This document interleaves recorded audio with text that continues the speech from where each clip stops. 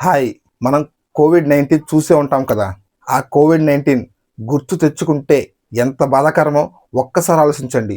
ఒక్కసారి గతంలోకెళ్ళి 2020 గాని మనం గాని గుర్తుపెట్టుకుంటే ప్రజల కన్నీళ్ళు, ఆర్తనాదాలు, ఆక్సిజన్ కోసం పోరాటం. ప్రజలు ఇప్పుడిప్పుడే అవన్నీ మర్చిపోతున్నారు. కానీ ఇప్పుడొచ్చిన కోవిడ్ కొత్త వేరియంట్ అదే మాటలు వినిపిస్తున్నాయి. కోవిడ్ మాదిరిగానే కరోనా మళ్ళీ తిరిగొస్తుందంట. ఇది మనందరి మైండ్‌లో ఉన్న ఒకే ఒక డౌట్. అసలు నిజమేంటి? భయపడాలా?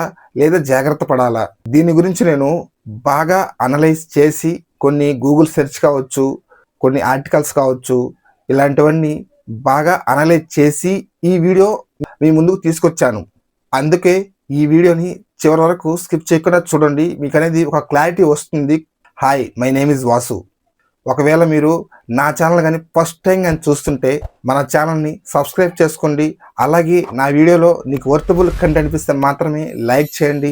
మీ ఫ్రెండ్స్ అండ్ ఫ్యామిలీకి ఖచ్చితంగా షేర్ చేయండి, ఎందుకంటే యూస్ఫుల్ కంటెంట్ కాబట్టి. ఇక టాపిక్లోకి వెళితే, కరోనా మన ఇండియాలో టాప్లో ఉంది. రోజు రోజుకి కరోనా కేసులు విజృంభిస్తున్నాయి. కోవిడ్పై అప్రమత్తంగా లేకపోతే మరో మృత్యువు తప్పదని హెచ్చరిస్తున్నారు వైద్యులు.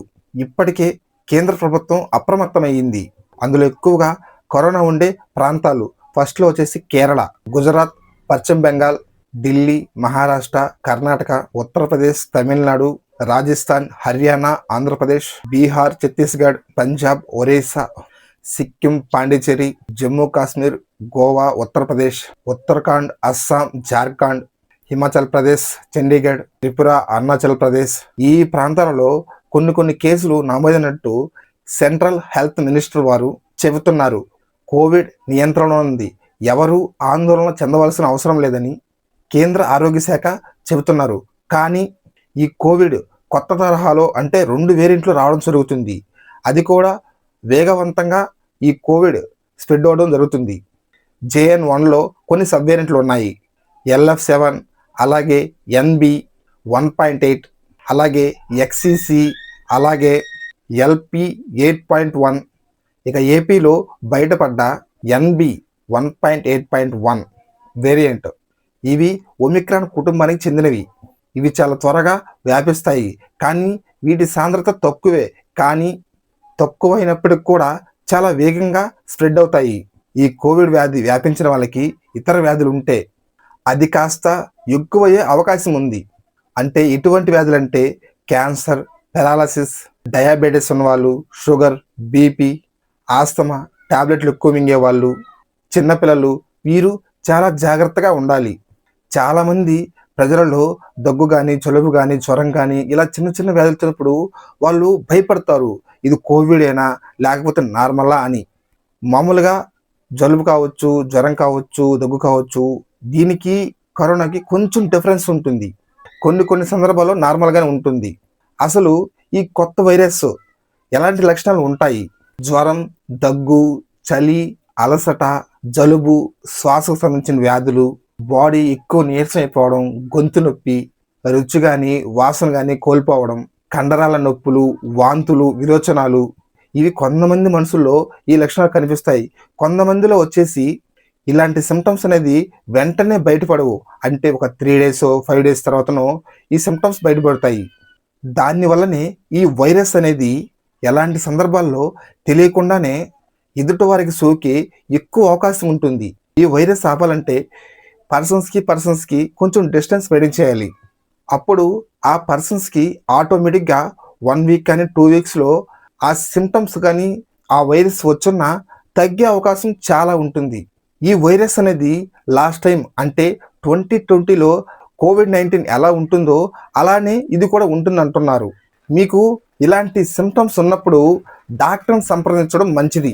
ఈ వైరస్ సిమ్టమ్స్ ఉన్నా లేకున్నా రోజు చేయవలసిన పనులేంటి? Workout, yoga, meditation, walking or jogging. ఎందుకంటే మానసిక ఆరోగ్యం కోసం ఇది చాలా మంచిది. అలాగే మంచి నిద్ర, తాజా కూరగాయలతో ఆహారం, అలాగే మంచి ఫ్రూట్స్, కొబ్బరి నీళ్ళు, జ్యూసు ఎక్కువ తీసుకోవడం. మీరు బయటకు వెళ్ళినప్పుడు ఖచ్చితంగా మాస్క్ పెట్టుకొని బయటకు వెళ్ళండి. అదేదో స్టైల్ కోసం కాదు. మాస్క్ పెట్టుకోవడం వల్ల మన ప్రాణాలు కాకుండా ఎదుటివారి ప్రాణాలు కూడా మనం కాపాడిన వాళ్ళం అవుతాం. ఎవరైతే రద్దీ ప్లేసుల్లో ఉంటారో వాళ్ళకి దూరంగా, అలాగే గుంపులు ఉండే ప్రజలు వాళ్ళకి దూరంగా, అలాంటి ప్రదేశాలకి మీరు కొంచెం దూరం ఉండేలా చూసుకోండి. అలాగే మనం బయటికి వెళ్ళినప్పుడు లేదా ఎక్కడికైనా వెళ్ళినప్పుడు ఖచ్చితంగా మన చేతులు అనేది శుభ్రం చేసుకోవాలి. వీలైతే మీరు ఒక శానిటైజర్ బాటిల్ కూడా తీసుకోండి. అలాగే ఇలాంటి సింప్టమ్స్ ఉన్న వారికి కొంచెం దూరంగా ఉండేలా చూసుకోండి. అలాంటి వాళ్ళని హోమ్ ఐసోలేషన్లో ఉంచేలా చూడండి. అంటే ప్రజల్లోకి ఎక్కువ తిరగకుండా. ఈ కోవిడ్ మద్దతు అనే వైరస్ వచ్చేసి ఎక్కడో ఉండదు, మన చుట్టూనే తిరుగుతుంటుంది. అందుకని మనం మాస్క్ పెట్టుకొని జాగ్రత్తగా ఉండాలి. నీ పక్కన వాళ్ళకి రావచ్చు, నీకు రావచ్చు, ఎవరికైనా రావచ్చు ఈ వైరస్ అనేది. అందుకే ప్రజలు అలాగే నేను ఒక అవగాహనతో ముందుకు అడుగేయాలి. ఇది మనందరి బాధ్యత కూడా. ఇది ప్రతి ఒక్కరు కూడా ముందు జాగ్రత్తగా పాటించాలి. ఇలాంటి లక్షణాలు 4 రోజుల కన్నా ఎక్కువ ఉంటే మీ సమీపంలో ఉన్న డాక్టర్ని సంప్రదించడం మంచిది. అలాగే ప్రార్థనా సమావేశాలు, సామాజిక సమావేశాలు, పార్టీలు, ఇతర కార్యక్రమాలు ఇలాంటివి వాయిదా వేసుకోవడం మంచిది. అలాగే రైల్వే స్టేషన్ కావచ్చు, బస్ స్టేషన్ కావచ్చు, ఎయిర్పోర్ట్ కావచ్చు, కోవిడ్ నిబంధనలు పాటించండి. వైద్య ఆరోగ్య శాఖ కోరడం జరిగింది. మనం ప్రిపేర్డ్గా ఉండాలి. శరీరాన్ని, మన బాడీలో ఇమ్యూనిటీ రక్షణ వ్యవస్థను స్ట్రాంగ్ చేసుకోవాలన్నమాట. పాజిటివ్గా ఉండాలి, ఆనందంగా జీవించాలి. ఎందుకంటే గతంలో కానీ చూసుకుంటే ఎంత బాధాకరమో మీరే ఒక్కసారి ఆలోచించండి. మీ ఇంట్లో కావచ్చు, మీ వీధిలో కావచ్చు, ఖచ్చితంగా ఈ బాధ అనేది ఫేస్ చేస్తుంటారు. ఎంత కష్టపడ్డారో గుర్తుంది కదా. ఆక్సిజన్ కోసం కావచ్చు, లేదా హాస్పిటల్కి వెళ్ళేదానికి కావచ్చు, చెప్పుకుంటూ పోతే ఈ 2020 కరోనా టైంలో అన్ని బాధలే ఉన్నాయి. అందుకే నెక్స్ట్ ఏం జరుగుతుందో భయపడకుండా మళ్ళీ అలాంటి రోజులు రాకూడదని, అందుకని మనం ప్రతి ఒక్కరు చేయవలసిన పని మాస్క్ పెట్టుకోవడం, చేతులు శుభ్రంగా ఉంచుకోవడం, అలాగే మనం బయట తక్కువ తిరిగేలా చూసుకోవడం. ప్రతి ఒక్కరూ ఇవి పాటించాలి. అలాగే ప్రతి ఒక్కరు కూడా సేఫ్ జోన్లో ఉండాలి. ఈ వీడియో ఇక్కడ దాకా చూసారంటే థ్యాంక్ యూ సో మచ్. నా వీడియోగా నచ్చినట్టయితే నా ఛానల్ సబ్స్క్రైబ్ చేసుకోండి. అలాగే నా వీడియో వర్తబుల్ అనిపిస్తే మాత్రమే నా వీడియోకి లైక్ చేయండి. మీ ఫ్రెండ్స్ అండ్ ఫ్యామిలీకి ప్రతి ఒక్కరికి ఈ వీడియో షేర్ చేయండి. ఎందుకంటే యూస్ఫుల్ కంటెంట్ కాబట్టి. మీ అభిప్రాయాన్ని కామెంట్ బాక్స్లో నాతో షేర్ చేసుకోండి. ఏదన్నా చిన్న మిస్టేక్ నేను మాట్లాడుంటే నన్ను క్షమించండి. మీ అందరిలో మీ వాసు. Thank you all. జై హింద్.